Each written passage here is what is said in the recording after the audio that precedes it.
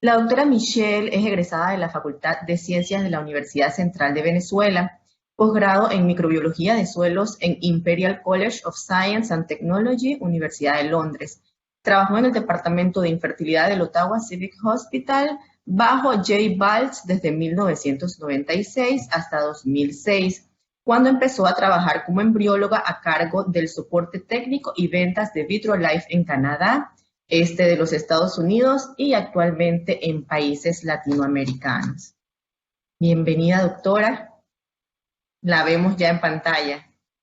Bueno, mucho gusto, estoy encantada de estar con ustedes. Le agradezco mucho a Freddy.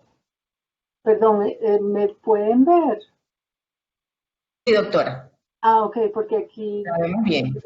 Ok, bueno, le agradezco mucho a Freddy que me haya invitado y a Merck por el apoyo que nos está dando a todos. Estas charlas son muy importantes para todos los embriólogos de todos los países realmente, pero Latinoamérica nos une más y nos ayuda más. Como les dijeron en mi biografía, yo trabajé en una clínica en Ottawa usando los productos VitroLife y basado en eso me atreví a trabajar con VitroLife. Así que tengo parcialidad por la marca, así, para que sepan. Voy a poner el screen. Entonces, el tema del que voy a hablar son los detalles que importan durante el cultivo embrionario. Es un tema muy bonito porque es basado en estos detalles que vamos a lograr que haya un éxito la labor que estamos haciendo de darle un bebé a estas parejas que tanto ansían tenerlos. Como introducción voy a dar datos de cómo minimizar la fuente de estrés dentro del laboratorio de FIV para maximizar el potencial de la viabilidad. Vamos a discutir los conceptos básicos que rodean el cultivo de embriones y vamos al final desglosar los procedimientos individuales para poder identificar las áreas que requieren pequeños cambios y así optimizar el sistema de cultivo. Entonces, comenzando el ambiente de incubación. ¿De qué hablamos cuando hablamos del ambiente de incubación? Sobre todo de los tipos de incubadoras que usamos. Están las incubadoras de caja, que son las que se utilizaban más que todo antes, pero todavía hay laboratorios que las usan. Son incubadoras de alta capacidad, calientan el ambiente interno por los lados. La parte de la puerta lo que hace es que evita que se ponga, ¿cómo se dice? El calor de la pues, para que no haya condensación en las puertas internas.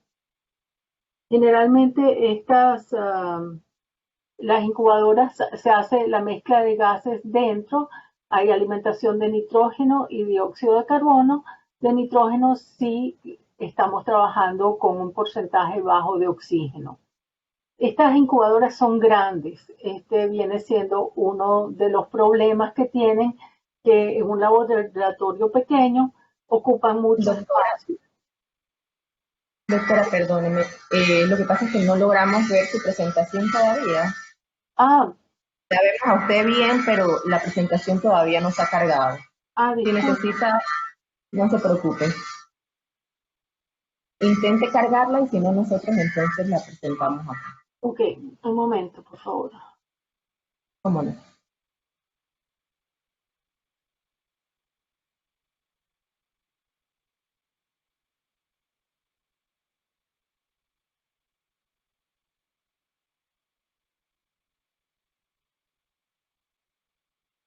Un momentito, por favor, porque no logro ver dónde está.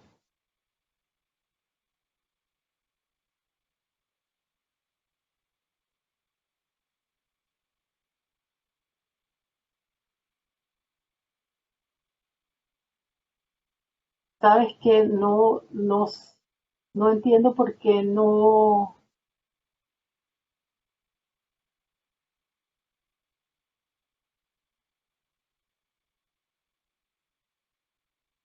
Vamos a intentar subirla nosotros. Ah, ahí se ve, doctora.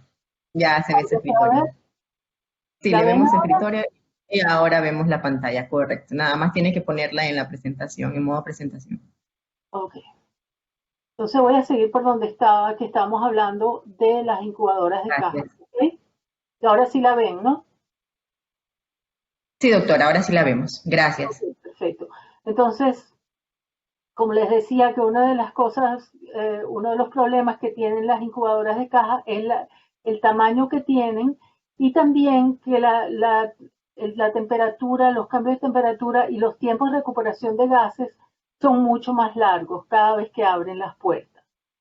Aquí, por ejemplo, en estos diagramas podemos ver cómo con respecto al CO2, cuando se abre la puerta, cómo baja de un porcentaje de 6% a 5%, la bajada es muy inmediata.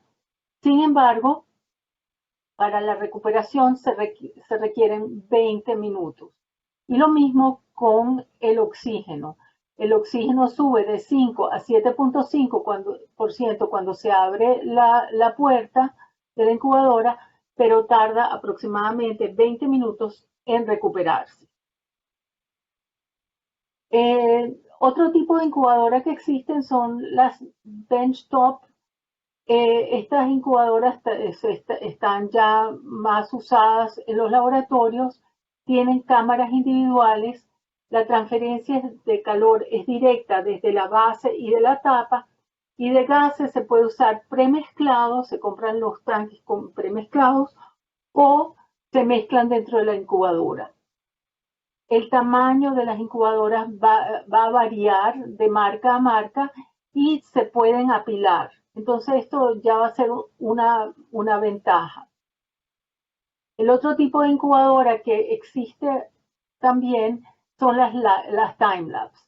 Estas incubadoras la especialidad que tienen es que tienen un microscopio que permite tomar imágenes y hace que tengamos una incubación cerrada. O sea, se toman las imágenes y no hay que sacar los embriones o ositos. La transferencia de calor es directa a la placa. La mezcla de gases se puede hacer dentro de la incubadora o a través de tanques mezclados. Y la huella y la capacidad varía dependiendo de las marcas, pero el número de pacientes y embriones puede ser superior a otro tipo de incubadoras. Por ejemplo, aquí es solo a manera demostrativa, dependiendo de las timelapse que nosotros tenemos, pueden tener hasta 15 pacientes, 16 embriones cada paciente, 24 pacientes, etcétera. Este es otro diagrama que muestra cómo en un timelapse, cuando se abre la puerta, estos son, cuando ven el diagrama de la concentración de oxígeno o de la concentración de CO2, los picos que se ven son solo el flujo de gas que se produce durante esa apertura, pero se baja inmediatamente y logran un equilibrio inmediato. Y eso es una gran ventaja. Ahora hablando de otro tema que es la humedad durante el cultivo embrionario. Eh, las, uh, las incubadoras de caja y algunas benchtops tienen humedad. ¿Cómo se logra esta humedad? Se logra con bandejas de agua o con frascos que humedecen el medio ambiente. Ahora, no se sabe si la calidad de embriones cambia con la humidificación. Lo único que sí es que las ventajas de la humidificación es que no cambia la osmolalidad, pero las desventajas vienen siendo la posibilidad de que haya contaminación por hongos, que se requiera más limpieza y que hayan cambios de agua.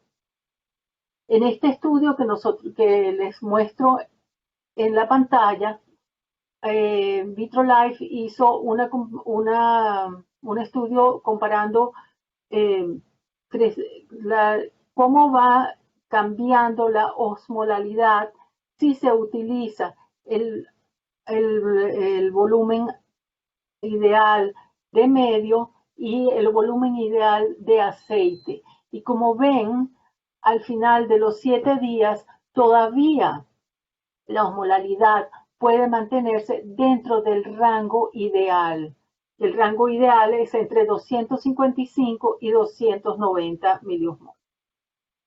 Entonces, esto quiere decir que cuando tenemos una incubadora que no tiene humedad, se puede sobrepasar este problema utilizando aceite y utilizando los medios de una manera de que la osmolalidad comience baja. Y esto lo voy a explicar más adelante cuando les hable de cómo se hacen cómo se hace el setup y las placas. El entorno ambiental, ya no estamos hablando del ambiente de la incubación, sino el medio ambiente del laboratorio. Esto es un factor muy importante. A veces no lo tomamos en cuenta, pero estábamos hablando de cómo el calor que había, por ejemplo, en Panamá o en cualquiera de nuestros países latinoamericanos, donde puede haber mucho calor y necesitamos subir el aire acondicionado a niveles altos. Bueno, la temperatura ambiental del laboratorio va a ser de gran importancia porque tiene un efecto sobre los instrumentos que tenemos. Si el calor sube mucho, los instrumentos también pueden cambiar de temperatura y pueden afectar a los embriones. También es importante que tampoco hayan salidas de frío muy evidentes y que caigan sobre todo en donde se están haciendo la manipulación de embriones. Porque si tenemos una salida de aire donde sale aire muy frío y está justo encima de donde estamos sacando los embriones de la incubadora o donde estamos haciendo ICSI, esto puede causar un shock, un estrés muy grande a los embriones y eso hay que evitarlo. La calidad de aire también de gran importancia. Es muy importante tener los filtros HEPA y los filtros de permanganato de carbono y potasio activado. Estos últimos, los de permanganato de carbono y potasio activado, son los que van a atrapar los olores, los COVs que pueden estar en el ambiente. Y eso es muy importante. La presión de aire positiva, los cambios de aire y la recirculación del aire son de gran importancia. Y también es importante que hagan pruebas de la calidad del aire, recuento de partículas y placas de sedimentación que se pueden mandar a laboratorios a industrias fuera del laboratorio para que los analicen y nos den una idea de cómo están pasando, cómo está el aire en nuestro laboratorio. Los compuestos orgánicos volátiles, hay unos que tienen un efecto más grande sobre los ovocitos y otros que son menos graves, pero los más graves son los que son el benceno, el formaldehído, el tolueno, la acetona y el etanol. Hay que estar muy pendientes de evitar las fuentes de COV cuando están fabricando, cuando están haciendo no fabricando, pero cuando están construyendo el laboratorio, si se usa, o reconstruyendo, se usan pinturas, se ponen pisos nuevos, bueno, todo esto es muy importante que tomen en cuenta la fuente de COV y que se usen las pinturas adecuadas, los pisos adecuados, los adhesivos adecuados. Los consumibles también pueden, dependiendo de cómo son la irradiación que reciban para esterilizarlos, también pueden producir COV. Es importante saber cómo están expuestos dichos consumibles. Por ejemplo, las placas. Hay algunas placas que huelen mucho, y entonces decidimos en los laboratorios mejor abrirlas fuera y que salga un poquito, se aireen un poco para evitar que estos COV estén presentes. Entonces, como les digo, es importante mejorar la calidad del aire ambiental, utilizar pinturas libres de COB, las soluciones de limpieza también es un detalle pequeño, pero es importante que no tengan de estos compuestos orgánicos volátiles. Hay que seguir el mantenimiento y el reemplazo de los filtros. Una cosa importante también es que a veces no tomamos en cuenta que cuando llevamos una caja con algún instrumento al laboratorio, este material de embalaje ha estado expuesto al ambiente exterior y es malo. Entonces es mejor abrir todas las cajas fuera del laboratorio y solo entrar al laboratorio el instrumento o las placas, lo que sea que vayan a utilizar dentro del laboratorio, pero no la caja de envuelto. Otra cosa que yo encuentro, que yo visito varios laboratorios, muchos laboratorios, y veo que de alguna manera sigue algunas personas, no los embriólogos, pero las enfermeras, los médicos, los pacientes, usando cosméticos, perfumes, colonias después de afeitarse, el esmalte de uñas, que todos emiten COB. Tenemos que educar a esta gente cuando estamos hablando con el paciente desde el principio, que sepan que es fundamental, porque esto va a tener un efecto en el desarrollo de sus embriones y en que puedan quedar embarazadas las señoras. También se debe evitar fumar o el humo de segunda mano en la ropa, en el cabello.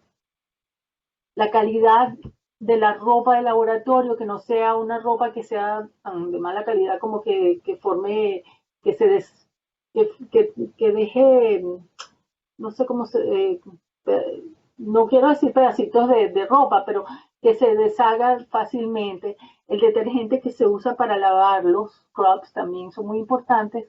Y las impresoras, fotocopiadoras, computadoras, todos estos instrumentos pueden emitir COBs, que es importante que no los tengamos en el laboratorio.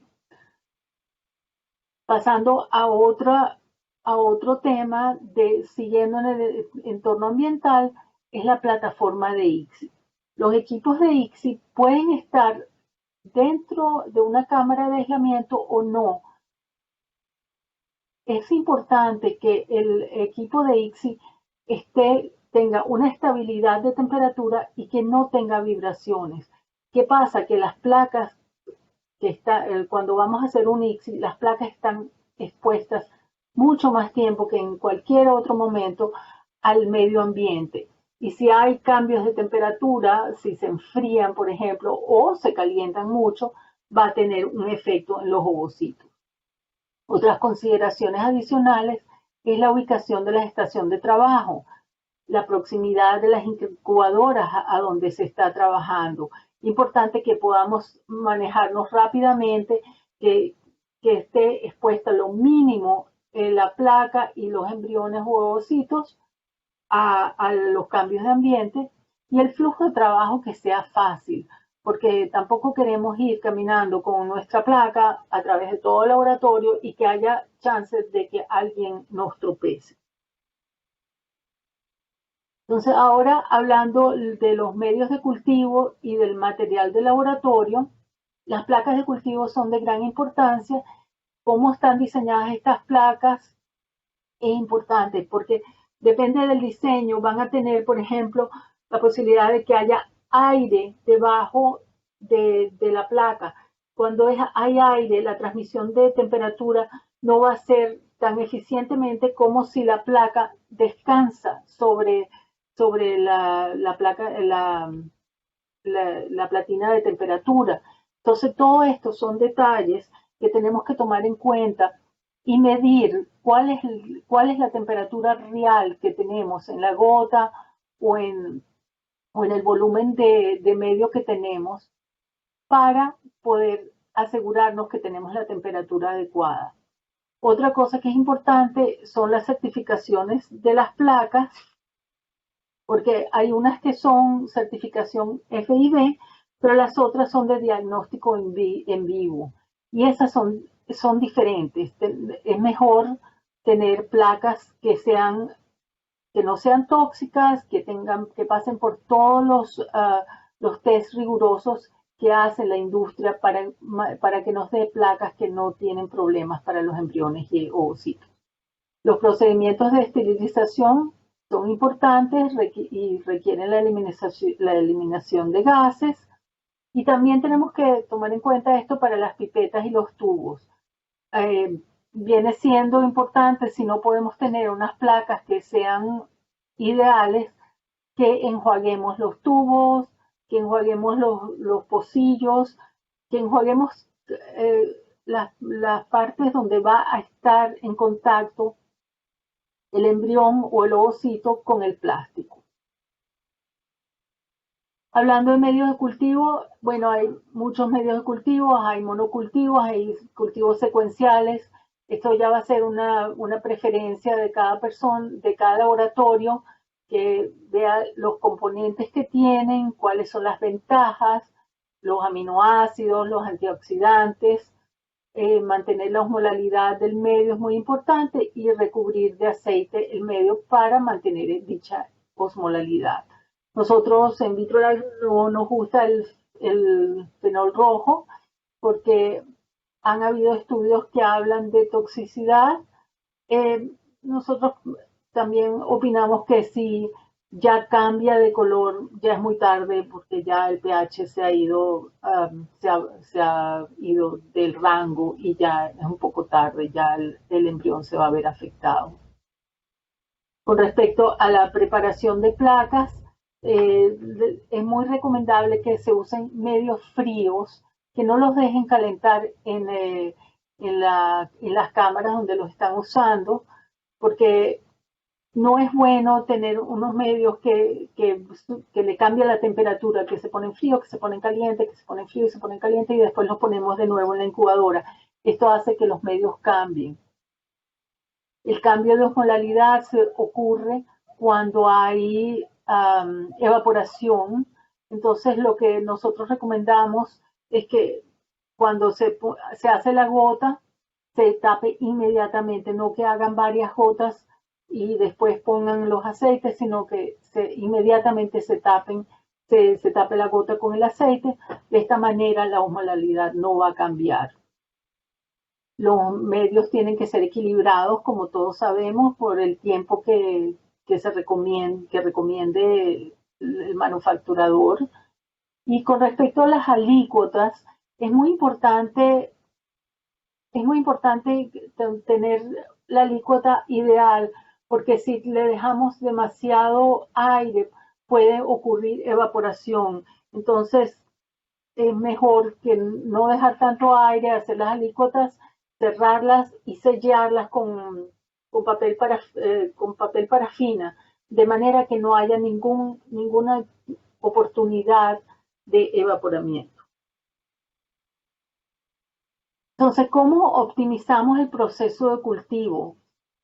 Tenemos que ir viendo cada paso que damos durante los 5 o 6 días que vamos a tener los embriones a cargo nuestro.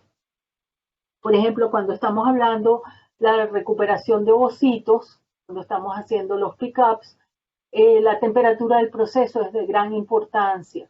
La temperatura de la aguja, el tubo, el largo del tubo, todos estos factores que pueden hacer que haya un cambio de temperatura que pueda afectar el ovocito, el ovocito es el que más delicado es porque tiene el uso meiótico y no queremos cambiar las temperaturas dramáticamente.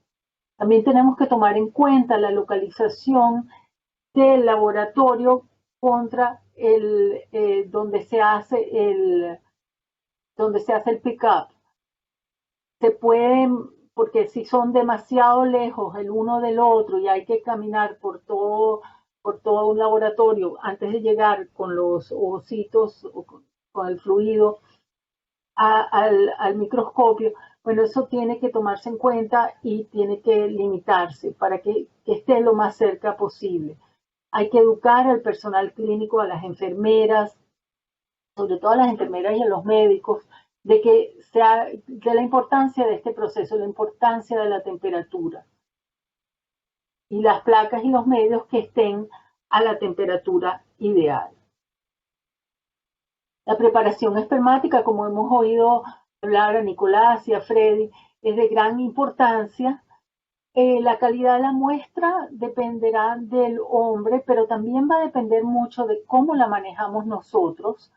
Si vamos a dejar la muestra en un lugar que está caliente o si la vamos a dejar fuera y antes de procesar demasiado tiempo, eso va a ser malo para el final, para todo el proceso de feed. Los periodos de abstinencia son importantes que se monitoreen.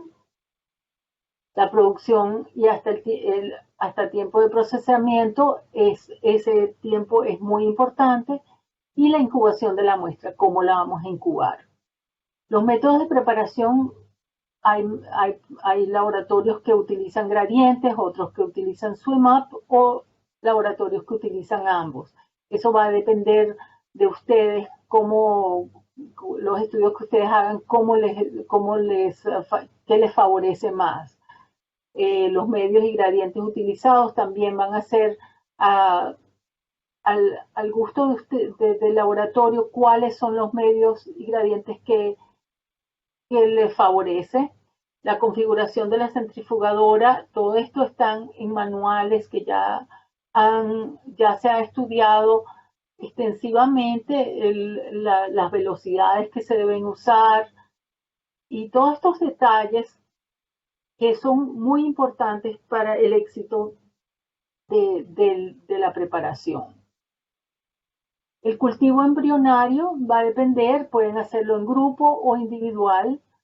Se puede cultivar en gotas o en volúmenes más grandes. Nosotros recomendamos que si se van a cultivar en gotas y, por ejemplo, en grupo, en gotas, por lo menos que por cada embrión hayan 10 microlitros de medio. O sea que si vamos a tener 5 embriones en una gota, que sea por lo menos de 50 microlitros. ¿Sí? Las evaluaciones en el microscopio, con qué frecuencia es necesario que se hagan, son todas las calificaciones necesarias porque a veces hay que pesar si es relevante la calificación que estamos haciendo contra el riesgo que incurre uno cuando remueve la placa de la incubadora o cuando lo dejan afuera. ¿Cómo se pueden estandarizar las evaluaciones? Es muy importante también. Cuando estamos hablando de timelapse, ya este es otro tipo de proceso, pero se tiene que estandarizar cómo y cuándo se hacen las anotaciones y qué anotaciones son relevantes, porque a veces se puede perder, ya no estamos exponiendo al embrión, pero estamos perdiendo tiempos como embriólogos haciendo algunas anotaciones que no son relevantes. Y también con respecto a las evaluaciones invasivas, qué importancia tienen y qué resultados nos ofrecen que valga la pena utilizarlas. Con respecto a la transferencia embrionaria, el medio de transferencia, ya hablando con respecto a Vitrolife, tenemos EmbryoGlue, que es un medio con ácido hialurónico muy alto y que está probado que mejora la implantación. También tenemos G2 y el GTL. Un detalle es que los tiempos de equilibrio cuando se utiliza el EmbryoGlue tiene que ser de por lo menos 10 minutos hasta aproximadamente 4 horas. No importa tanto el máximo, pero sí el mínimo. Es importante que dejen el embrión por lo menos 10 minutos. Hablando del catéter, hay laboratorios que precalientan el catéter. No sé si es necesario precalentar el catéter porque en realidad la temperatura cae demasiado rápido y lo que sí puede pasar que como los catéteres son hechos de plástico, pueden emitirse OB. Así que no es una práctica que yo recomiende demasiado o que yo recomiendo en realidad. La técnica de enjuague es importante. La técnica de carga también, que no se expongan, que no se mezclen, si van a tener un medio de lavado y un medio de transferencia, que no se mezclen los medios.